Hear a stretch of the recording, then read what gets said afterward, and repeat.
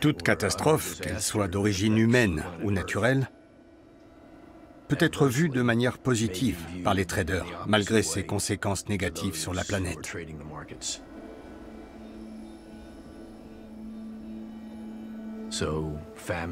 Une famine ou une guerre font grimper le cours des actions. Pour ceux qui spéculent et investissent sur les marchés, ce ne sont que des opportunités supplémentaires de faire des profits. Le pire cauchemar des courtiers en matières premières, c'est qu'un matin, les journaux titrent « La paix est déclarée ». Embarquons pour un voyage vers un monde parallèle. Un monde à la mauvaise réputation. Quand le marché subit des perturbations, quelle qu'en soit la cause, il faut essayer d'en tirer profit. En gros, ne pas gâcher une catastrophe. La volatilité est notre ami. Si les marchés sont stables, on ne peut pas gagner beaucoup d'argent. Un monde qui semble avoir perdu tout lien avec la réalité. Quel moment de votre carrière a été le plus rentable? Je déteste cette question. Le 11 septembre. C'était le 11 septembre. C'est la meilleure année que j'ai jamais connue. Et pour être franc, je trouve ça horrible.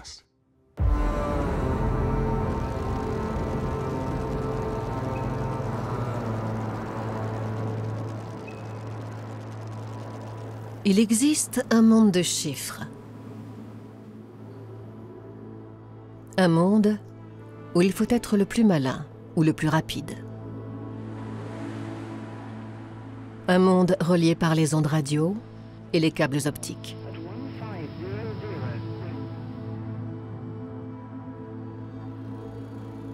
Où l'on peut gagner de l'argent quand on pense savoir de quoi l'avenir sera fait. Un monde rempli de peur et de désir. Où soit on gagne, soit on perd. Ce monde, je l'appelle la planète finance.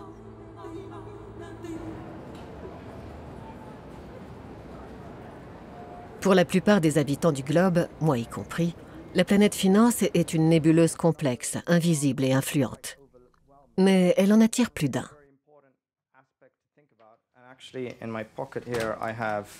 Prenons ce que j'ai dans ma poche, un lingot de 250 grammes d'or. Et disons que je veux le vendre. Vous connaissez la devise, acheter bas et vendre haut.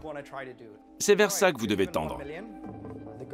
On vous donne 1 million et l'objectif, c'est de le faire fructifier. Quand on regarde tous ces chiffres et tous ces graphiques, ça peut être un peu déroutant. Mais ce qu'il ne faut pas perdre de vue, c'est qu'on est là pour faire des affaires, pour tenter de gagner de l'argent. Créer de la richesse peut paraître simple. La planète finance est un monde en perpétuelle croissance, où le capital rapporte plus que le travail. C'est là toute la magie. Ce monde, si éloigné de moi, ne m'apparaît au grand jour que lorsque les marchés financiers s'effondrent. This is CNN breaking news. The Dow collapsing, its worst single day ever around. Comme en 2008, avec la faillite de la banque d'investissement Lehman Brothers et la crise de l'euro qui a mené la Grèce au bord du gouffre, ou au début de la pandémie de Covid-19. Après l'annonce du premier confinement, tous les marchés financiers se sont écroulés en même temps. Du jamais vu. An historic day here on Wall Street because investors are expecting a potential global recession because of the coronavirus. Il aura fallu 2 mois pour que les traders de la bourse de New York puissent reprendre leurs activités.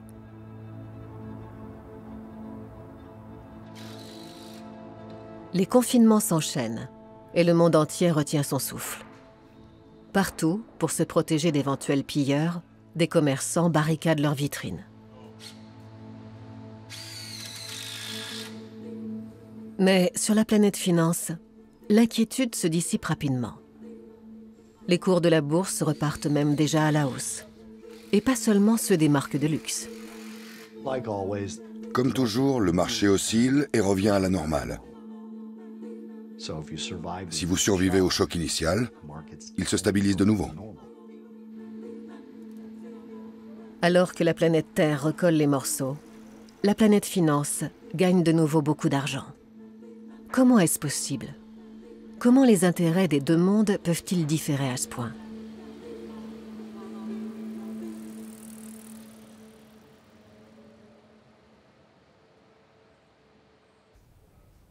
Ma quête de réponse me conduit dans une petite ville résidentielle et arborée de la banlieue de New York.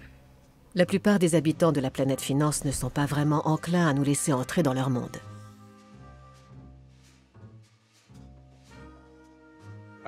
J'ai écrit 2 livres dans ce canapé. C'est confortable pour taper son texte. On ne veut pas dire la vérité au sujet de certaines structures tarifaires et de leurs conséquences sur le monde réel. Cet ancien trader est prêt à parler. Après des décennies passées à Wall Street, il est désormais critique sur le fonctionnement de la planète Finance. Il a amassé suffisamment d'argent pour pouvoir parler librement aujourd'hui.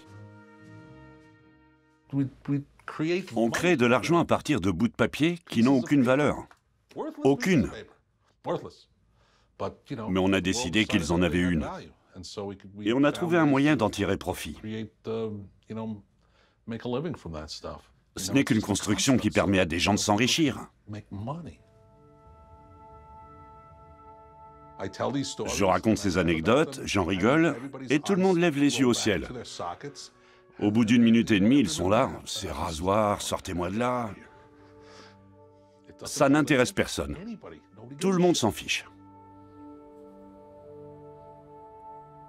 Sauf Michael. Il connaît la vérité sur tout ça, comme moi. S'il y a quelqu'un à interviewer, c'est lui. Il est incroyable, très intelligent. Michael Marks, encore un ancien trader qui a depuis longtemps tourné le dos à Wall Street.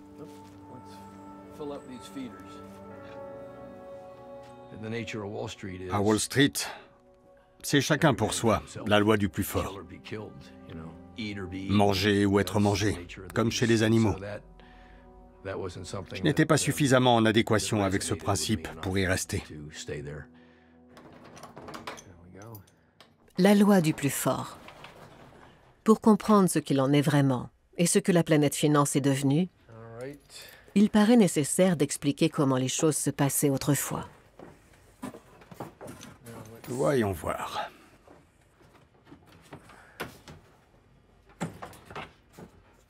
Et voilà.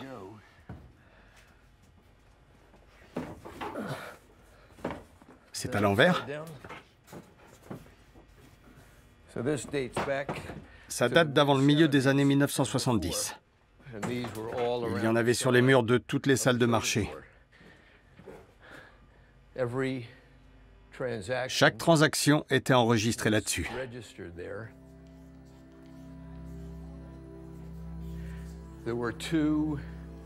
Il y avait 2 board boys par tableau. Un à droite et un à gauche.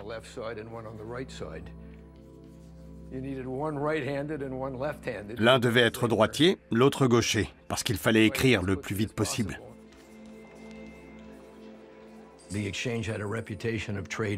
La bourse avait la réputation d'être un endroit où on négociait tout. Il y avait une bourse pour les pièces en argent, une pour le bœuf désossé importé, pour le coton, la noix de coco,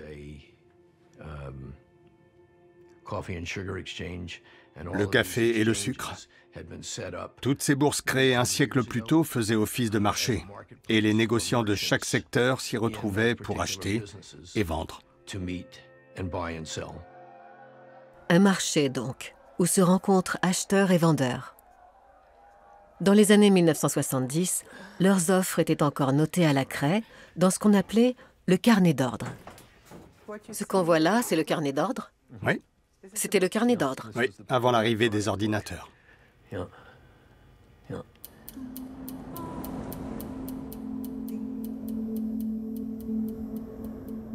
Un tableau noir indiquant à gauche la quantité et les négociants qui ont vendu. Et à droite, ceux qui ont acheté et à quel prix. On peut ainsi suivre l'évolution des cours. Dans la salle de marché, on voyait les ordres entrer et sortir. Quand quelqu'un se mettait à acheter, on pouvait deviner à son attitude si c'était un ordre d'achat pour un contrat ou pour des milliers. On connaissait les gros acheteurs ou les gros vendeurs. Du simple fait d'être sur place, même sans voir les ordres, on se faisait une idée des mouvements. On sentait ça au bruit et aux odeurs. Au milieu des années 1970, New York était au bord de la faillite. Les rues étaient sales, il y avait des dealers à tous les coins de rue, et que sais-je encore.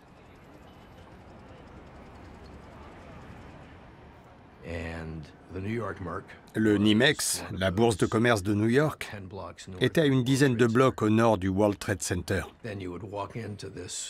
C'était un édifice splendide de 5 étages, avec 2 énormes portes d'environ 3,50 m de haut. Elles offraient une bonne isolation phonique. De l'extérieur, on n'entendait pas grand-chose. C'était comme pénétrer dans le Colisée. La porte s'ouvrait et vous vous retrouviez submergé par ce tumulte de cris, ces bruits et ces odeurs. Dès que j'y entrais, je n'arrêtais pas de sourire. Je n'avais aucune idée de la manière dont tout ça fonctionnait, mais j'étais captivé.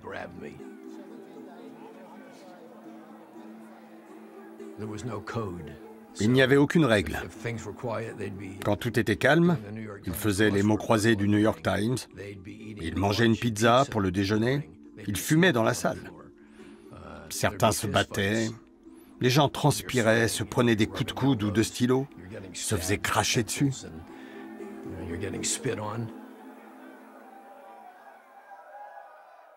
Si les traders sont une espèce à part, les traders de parquet, eux, peuvent être qualifiés d'espèces en voie de disparition. Michael Marks s'est retiré dans le quartier où il a grandi. Le seul ancien collègue qu'il voit encore régulièrement est Dan Dicker. Où est ta voiture? Là. C'est ton allée, ça? Oui, Tant mieux. cette maison est aussi à moi. C'est vrai? Oui, elle est en travaux. J'avais besoin d'un peu plus d'espace. Donc tu as acheté une autre maison. Bien joué. Tous deux ont bien réussi dans les salles de marché. Ils regardent en arrière avec un mélange de nostalgie et de joie maligne. Je parcourais les 10 blocs entre le World Trade Center et la bourse à pied. Un matin, alors que je remontais la rue, tout le monde avait les yeux rivés sur les tours. J'allais dans la direction opposée et ils regardaient tous en l'air. Alors j'ai aussi levé la tête et j'ai vu un type en train d'escalader la façade.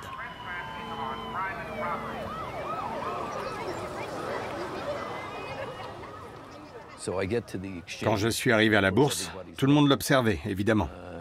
Et qu'est-ce qu'ils faisaient tous? Ils pariaient.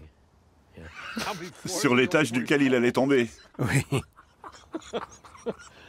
Classique. J'adore.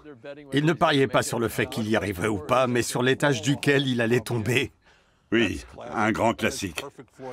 C'est vraiment un comportement de trader. Je peux vous décrire comme un petit trader, alors?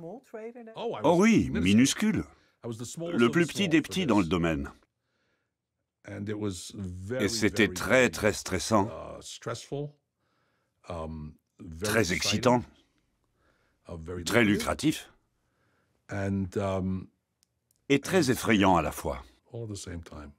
Effrayant, dans quel sens? Je fais toujours une analogie, et je comprendrai que vous ne puissiez pas diffuser cette séquence. Mais imaginez que vous soyez un homme dans la trentaine, vous entrez quelque part, vous baissez votre pantalon, vous sortez vos testicules et vous les posez sur la table. Vous prenez un hachoir et vous le tendez au type d'à côté en le mettant au défi de vous les couper avant que vous arriviez à les retirer. Et ça tous les jours. Voilà comment c'était. L'attrait venait en partie du fait qu'un non-initié ne comprenait pas comment ça fonctionnait. C'était vraiment le capitalisme à l'état pur. Comme un bazar turc très animé. Et ouvert à tous.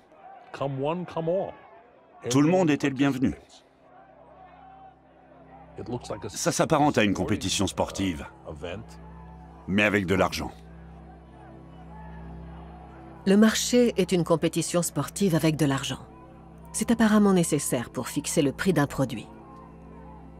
À l'époque, Michael Marks a été élu président de la bourse.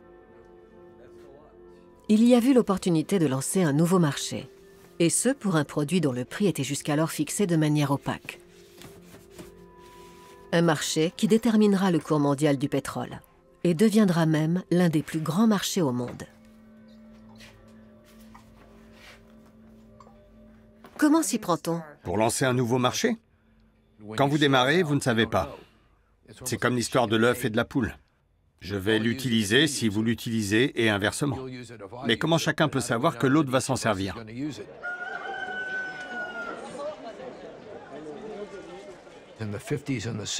Dans les années 50 et 60, la plupart des marchés du monde étaient administrés et les prix contrôlés.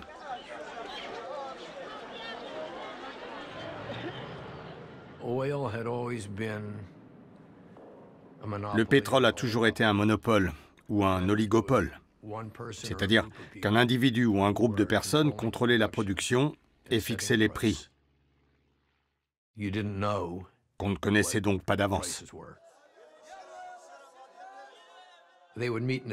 Ils se réunissaient sous une tente, je caricature, mais tous les pays producteurs se retrouvaient comme pour un powwow. Puis quelqu'un sortait de la tente et disait « Le prix du baril est maintenant à 8 ou à 10 ». Voilà comment ça se passait.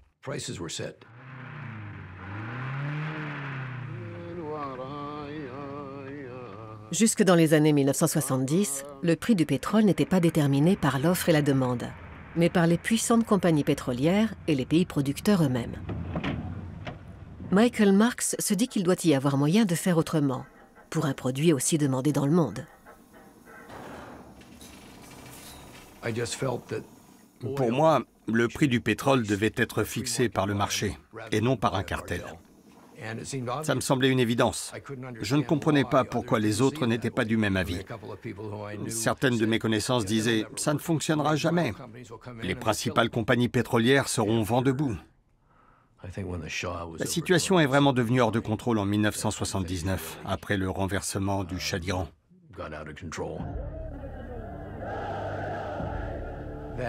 Ça a entraîné une rupture d'approvisionnement.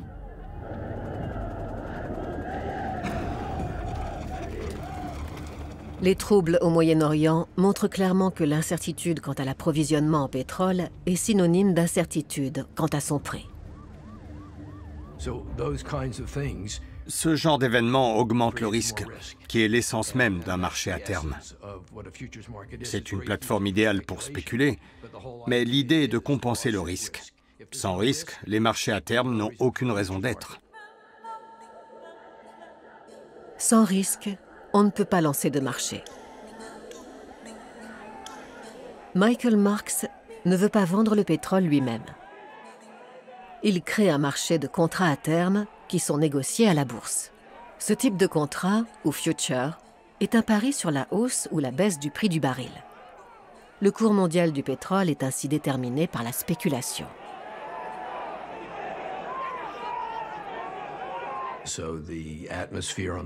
Dans la salle de marché, l'ambiance était fébrile, électrique. Les cours s'envolent, c'est l'occasion de s'en mettre plein les poches.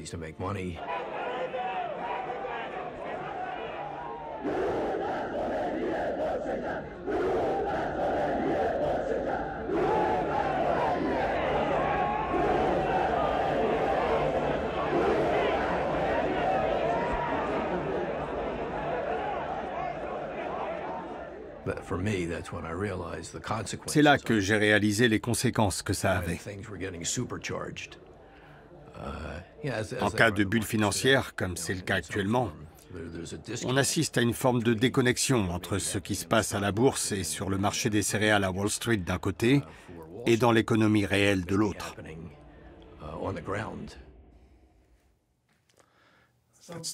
C'est un peu l'ironie avec tous ces marchés financiers qui sont censés créer de la valeur. On utilise ces marchés pour assigner une valeur à des choses dont on n'a plus la moindre idée de ce qu'elles valent. C'est courant. Mais il arrive tout aussi souvent que le monstre échappe à son créateur et qu'il s'éloigne du but pour lequel il a été créé. Le monstre dans la machine. Dans cette machine, les traders doivent tirer parti de tout événement inattendu qui survient. Il est comme Dracula. Comment ne pas l'aimer? C'est ce qu'a fait pendant des années Bob Iacchino, courtier en pétrole à la bourse de Chicago. Quand un terrible événement comme la crise du rouble, le 11 septembre, les attentats de Londres ou de Madrid se produit, c'est bon pour nous, les traders et les investisseurs. Lors de l'attaque du World Trade Center, la volatilité a atteint un niveau que je n'avais jamais vu jusque-là et que je n'ai plus revu depuis. Pour bien comprendre ce qu'est la volatilité, voici une explication simple. C'est la variation du cours d'un actif. Quand cet écart type augmente, le cours de l'actif augmente en conséquence. Et inversement si cet écart se creuse. La volatilité évolue par pic au fil du temps. La volatilité est forte quand un événement imprévisible se produit et que les prix dérapent complètement. Un trader réactif peut alors gagner beaucoup d'argent. Parce que ça fluctue et que les cours font le yo-yo. Si les marchés sont stables, on ne peut pas gagner beaucoup d'argent.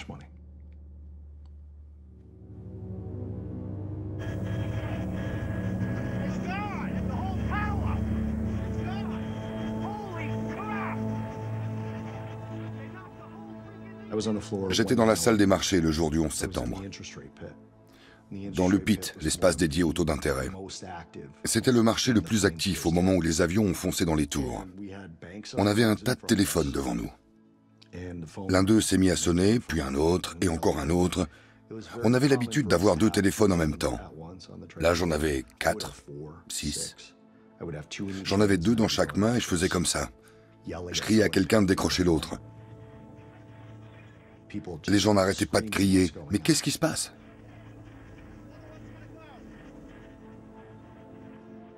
C'est drôle d'entendre les gens demander ce qui se passe alors qu'ils le voient très bien. C'est un truc psychologique bizarre. Ils veulent qu'on leur explique pourquoi ça arrive, mais ils nous demandent ce qui arrive. Vous voyez bien ce qui se passe. Si je vous explique pourquoi, qu'est-ce que ça va changer ? Le défaut de beaucoup de traders, c'est qu'au moment d'investir, ils se posent la question la moins pertinente dans la hiérarchie des questions, à savoir pourquoi. Et pendant que vous êtes là à vous demander pourquoi est-ce que ça se produit, quoi qu'il en soit. Il faut réagir. Vous êtes donc un homme d'action? C'est ça.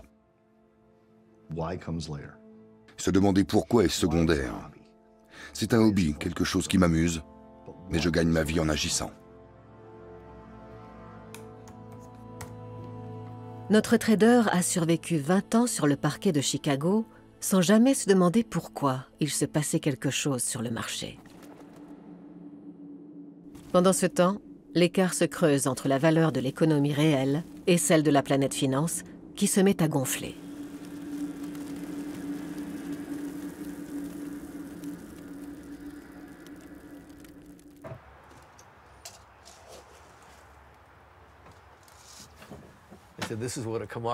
Voilà ce que fait un trader à la retraite. Il nourrit les oiseaux.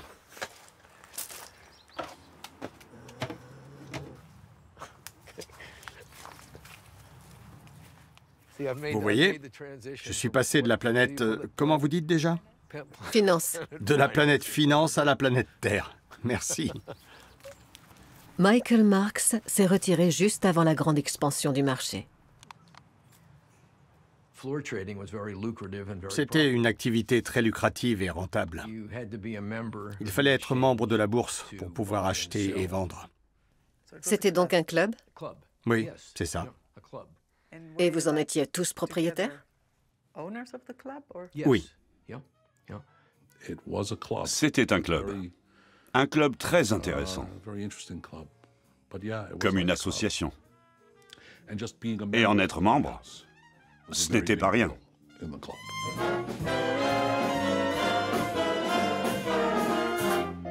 Jusqu'au début de ce siècle, seuls les membres d'une bourse pouvaient y négocier directement. Mais cette pratique a fait son temps. La carte de membre était payante.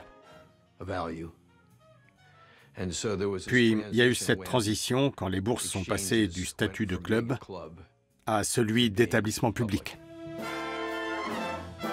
Une bourse qui entre en bourse et devient une société anonyme. Les membres du club sont alors contraints de vendre leur carte d'adhérent. Contraints? Disons qu'ils reçoivent une offre qu'ils ne peuvent pas refuser. J'ai acheté un siège très tôt dans ma carrière. Combien l'avez-vous payé? 56 000 $. 56 000 $? Je l'ai revendu, je ne devrais pas le dire, mais je l'ai revendu en 2006 pour 11,5 millions de dollars. Pardon? Oui, madame. C'était donc un bon investissement. Ou vous avez eu de la chance? J'ai simplement été chanceux. C'était comme gagner à la loterie. Sauf qu'on n'était pas seul à remporter le gros lot, mais 400 membres en même temps. C'est une histoire qui n'a jamais été racontée, et c'est extraordinaire. Comment pourrait-on imaginer une chose pareille? Et qu'est-ce qui a changé ensuite? On est passé au trading en ligne. En 2000, les marchés boursiers sont informatisés dans le monde entier et des millions de personnes peuvent désormais acheter ou vendre eux-mêmes via leur ordinateur ou leur application sur smartphone.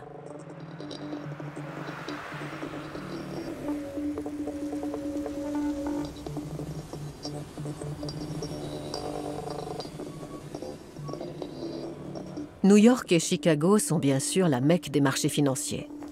Mais la planète finance recouvre le monde entier, des États-Unis à Francfort, en passant par Dubaï et Tokyo. À la bourse de Tokyo aussi, les traders criaient et gesticulaient autrefois. Aujourd'hui, on dirait un vaisseau spatial dans lequel les transactions sont exécutées par un ordinateur. Et le rôle des humains se réduit à garder un œil sur cet ordinateur.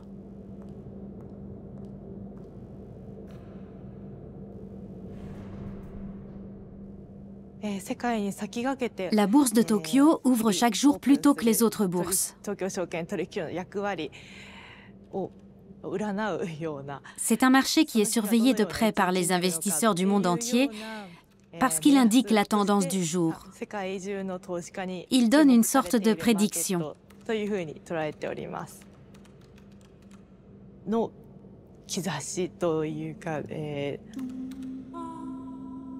Mais peut-on prédire l'avenir?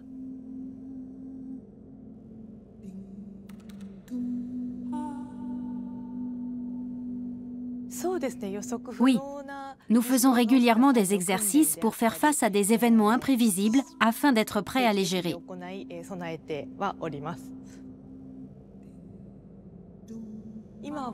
Pour moi, le marché est un organisme vivant qui bouge sans cesse. Je le vois comme une créature vivante en perpétuel mouvement. Une créature qui transmet des données financières entre les applications de paiement, les banques, les entreprises et les bourses du monde entier.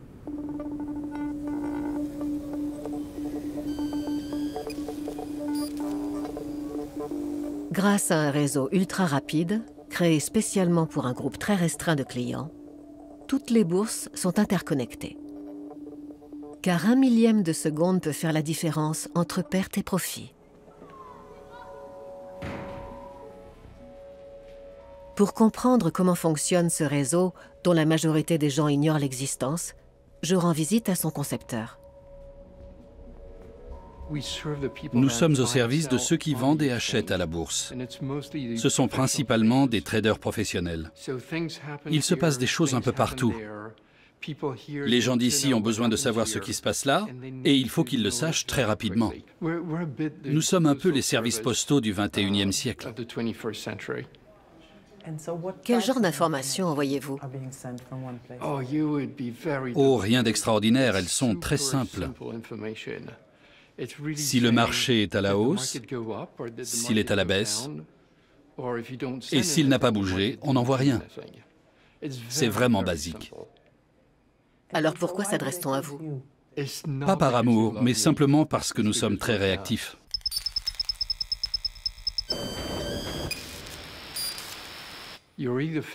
Soit vous êtes rapide, soit vous êtes un opérateur de second plan.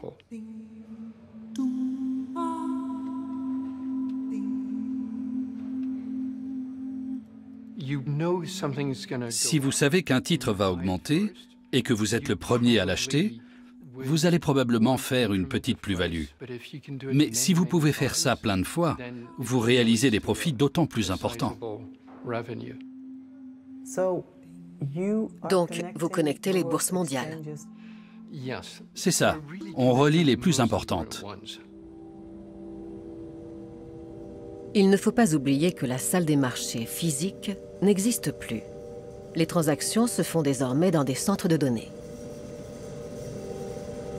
Des forteresses imprenables où des machines échangent avec d'autres machines. Des boîtes situées dans des quartiers résidentiels ou des zones industrielles, loin des centres financiers. Dans des lieux si possible à l'abri de dangers tels que les tremblements de terre, les catastrophes nucléaires ou les attaques terroristes. Êtes-vous déjà entré dans une de ces bourses? Oui. Comment?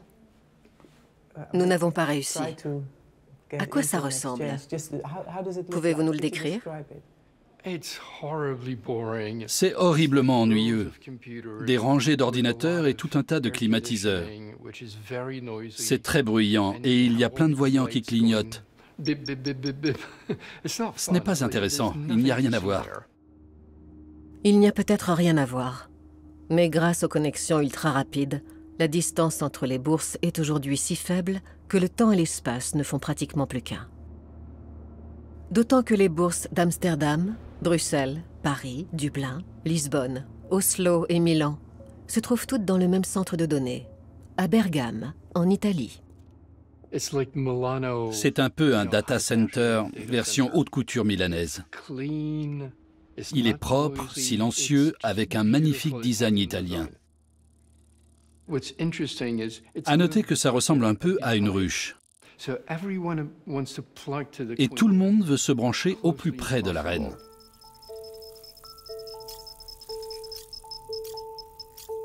Certaines bourses installent leurs data centers de sorte que la distance avec la reine, le matching engine, soit la même partout. Qu'est-ce qu'un matching engine? Un simple ordinateur qui reçoit des ordres d'achat ou de vente et qui les apparie. D'où son nom. Le matching engine, ou moteur d'appariement, est la version moderne de la salle des marchés. Le carnet d'ordre est désormais électronique. L'offre et la demande s'y retrouvent. Le prix est fixé et les prix successifs forment la ligne de tendance.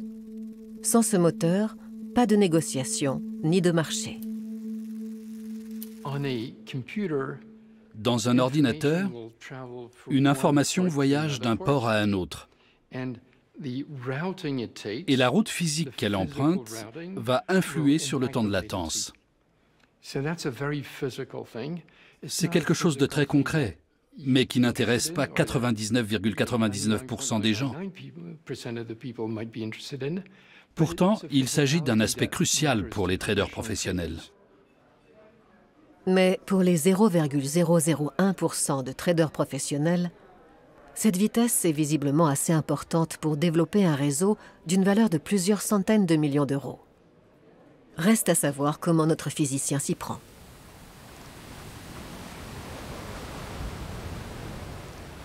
Pour vous montrer comment ça marche, je me trouve sur la côte est du Japon, parce que la journée mondiale des marchés financiers s'ouvre en Asie. Un câble à fibre optique spéciale, venu de l'autre côté de l'océan, est acheminé jusqu'ici. Les données financières transitent par ce câble, comme les cours de clôture de la bourse de Chicago ou un nouveau taux d'intérêt. Je sais depuis longtemps que des câbles sous-marins passent ici, mais j'ignore totalement leur fonction. Je pense qu'ils servent à transmettre des informations. On s'en rend pas compte dans la vie quotidienne. Une fois qu'il atteint le rivage, le câble va directement à une station d'atterrissage.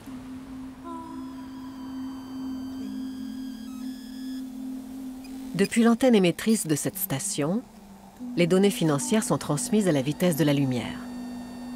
Elles passent à travers les rizières et au-dessus de la tête des visiteurs d'un parc d'attractions pour atteindre le centre de données de la bourse de Tokyo, situé à près de 100 km de là. À quelle vitesse les données transitent-elles par ces câbles? Il faut savoir que personne ne s'intéresse à la vitesse absolue. Ce qui compte, c'est la vitesse relative. L'important n'est pas d'arriver vite, mais d'arriver en premier. Peu importe que ça prenne 100 000 secondes ou seulement 10. L'essentiel, c'est d'être le premier.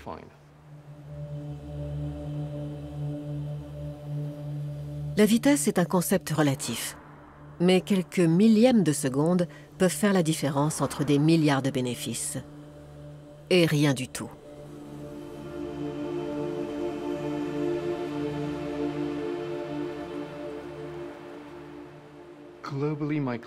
En gros, mes clients représentent plus de la moitié du volume mondial des grandes bourses. C'est énorme.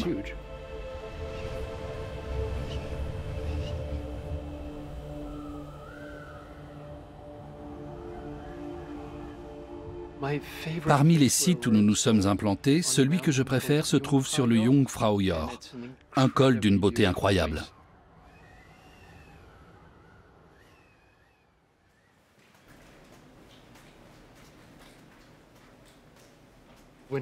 Avant, quand je partais en vacances, je regardais les églises. Maintenant, je regarde les antennes. C'est tout ce que je vois.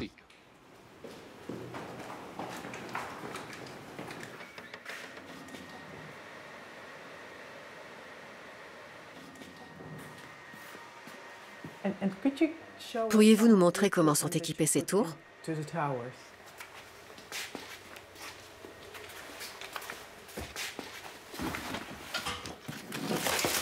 Oops. So that is a typical radio. Voici une de nos radios. Produces the signal. C'est elle qui produit le signal qui est dirigé vers l'antenne, qui l'envoie à une autre antenne qui peut se trouver à une centaine de kilomètres. Pour connecter une bourse à une autre, comment procédez-vous? C'est très simple. Tout d'abord, il ne faut pas faire partie des platistes, mais reconnaître au contraire que la Terre est ronde. Ensuite, on prend une bourse, puis une deuxième, et on trace entre elles une ligne qui n'est évidemment pas droite puisqu'elle s'étire autour de la Terre. On dit qu'elle est géodésique. Il faut donc installer les antennes de telle sorte qu'elles soient mutuellement à portée de vue. Tout est prévisible dans mon travail. Je fais de la plomberie toute simple dans un monde très complexe. Nous sommes partis d'un tableau noir, et voilà où nous en sommes aujourd'hui. Sur la planète finance, l'avenir se joue déjà en quelques millièmes de seconde.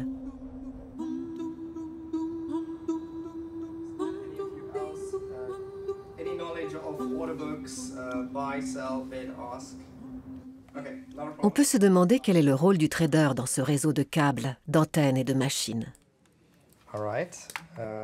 Cet ancien trader haute fréquence, qui négociait en quelques millisecondes, initie un groupe d'étudiants en économétrie aux règles du jeu de la planète finance. Let's cause some chaos. Black Swan. Yes, I'm in. All right, here we go. The bid for 40,000 there. I don't know if anyone wants to sell to that 40,000. Okay. Another bid for 35,000. The 34,900 is trading. Oh, look, there's a bid of 35,000 there. Oh, I've almost messed up. Ooh. It has to be about fairness, and the person who's got the lowest offer and the highest bids have the priorities. You've got to think, do you want your orders resting in the book to capture these opportunities? Okay, there's, again, somebody bid for 35,000. Where did my money go? You lost it. And that person's trading. The 35,000 is trading. Oh. Is anybody else wanting to be on that 35,000 that's trading? I think that's mine. No, I think it's mine. Yeah, I got 2 million euros. I got 1.5. Damn. Oh, lots of prices traded all the way to 30,000. Oh. Whoever bought at 30,000. Oh, just out of everyone's reach. Did I get it? Who's making money? She is. Did it feel like you always were in control? No. No. Nowadays, it's done. De nos jours, ces opérations sont souvent effectuées par des algorithmes, des robots. Mais ça ne veut pas dire que vous pouvez vous reposer entièrement sur eux. C'est à vous de les configurer, de réfléchir à la stratégie qui les sous-tend. Parce qu'au bout du compte, c'est vous qui appréciez la situation. En tout cas, une chose restera toujours indispensable, savoir garder son sang-froid quand on est sous pression. Lorsqu'un gros événement se produit, ça se bouscule dans votre tête. Vous devez choisir entre vous battre ou fuir. Et les marchés réagissent de manière de plus en plus imprévisible dans certaines circonstances. Comment un trader tient-il face à tous ces algorithmes? Éprouve-t-il les mêmes sentiments d'euphorie, d'avidité et de peur que notre trader de parquet, qui n'hésitait pas à prendre chaque jour des risques? Pour trouver une réponse, je quitte Wall Street pour l'ouest des États-Unis. Je me rends dans une célèbre station de ski avec vue sur la Dollar Mountain pour rencontrer une femme qui a accès à ce qui se passe dans la tête des traders. Faire du trading et investir sont le jeu mental le plus difficile du monde. Il n'y a jamais aucune certitude. Tout est ambigu et peut changer à chaque instant. Ça n'arrête jamais. C'est un peu comme au poker, sauf que la partie ne se termine jamais vraiment et qu'il n'y a pas de vainqueur. Et les cartes n'ont pas une valeur absolue. Quand l'année s'achève, vous totalisez vos points. Il y a toujours un 31 décembre qui met fin artificiellement à la partie.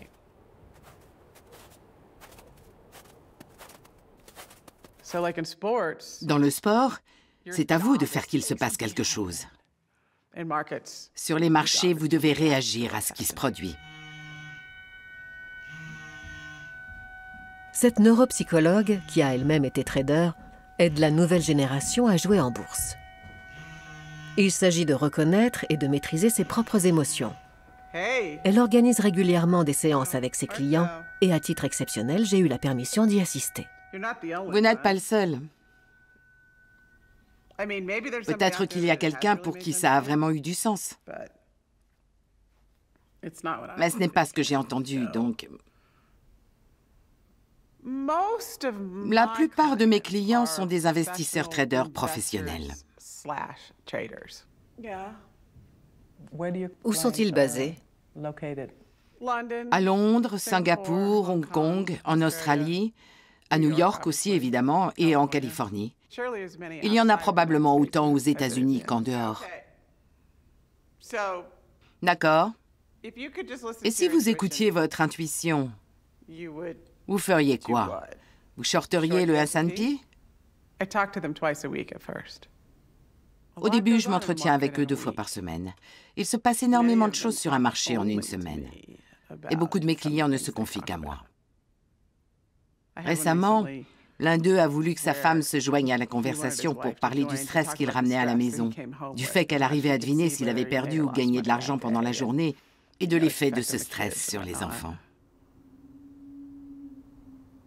Il est sur un marché très volatile et il travaille 18 heures par jour.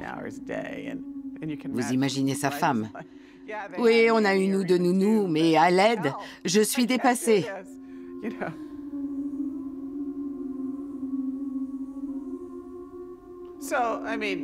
Donc vous avez peur, c'est ça?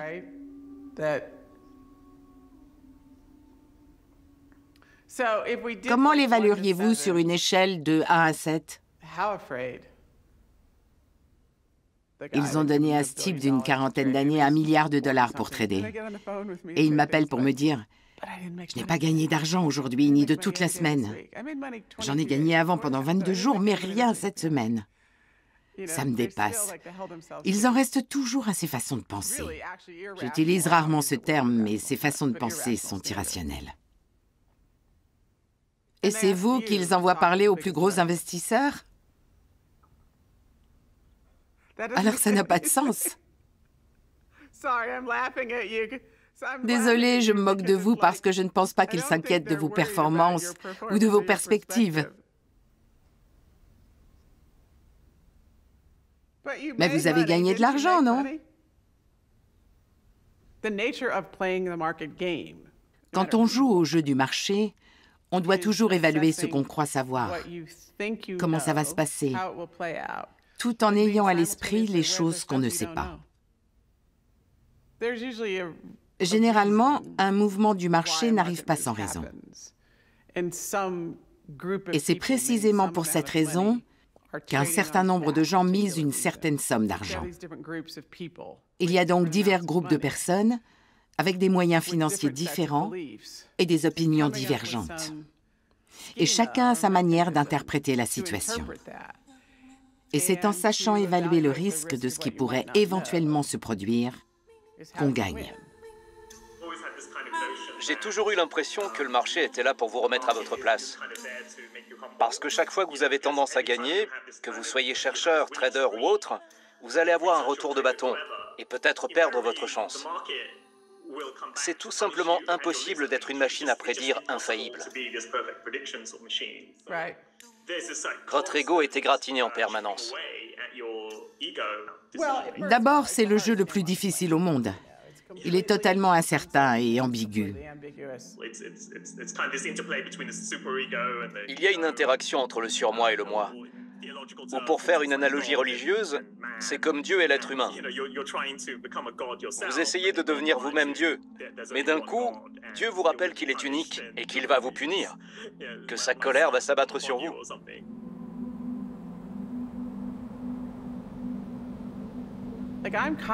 Je demande tout le temps à mes clients quelle est la pire chose susceptible d'arriver.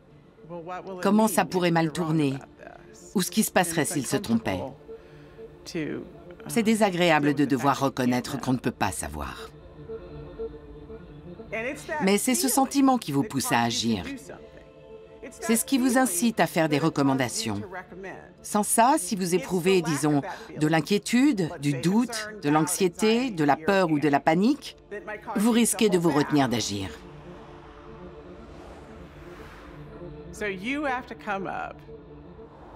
Autrement dit, il faut garder la tête froide en observant ce système qui semble chaotique. Simplement être capable de prendre des risques. Il faut donc aimer le risque. Oui, c'est un peu ça. Il faut aimer le manipuler et jouer avec. Jouer avec le risque, donc.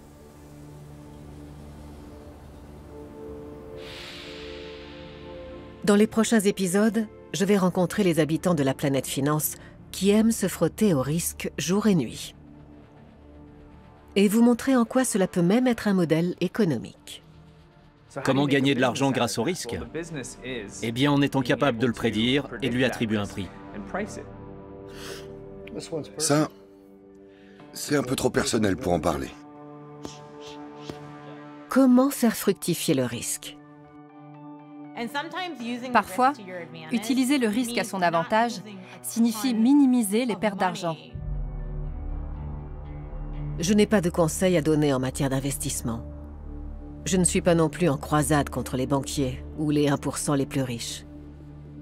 Mais je vais vous emmener dans un monde qui est le nôtre et qui n'en est pas moins un univers à part entière. Ce monde, Je l'appelle la planète finance. Dans le prochain épisode, le baril de pétrole devient gratuit pendant un jour. Ce qui, évidemment, n'est pas censé arriver.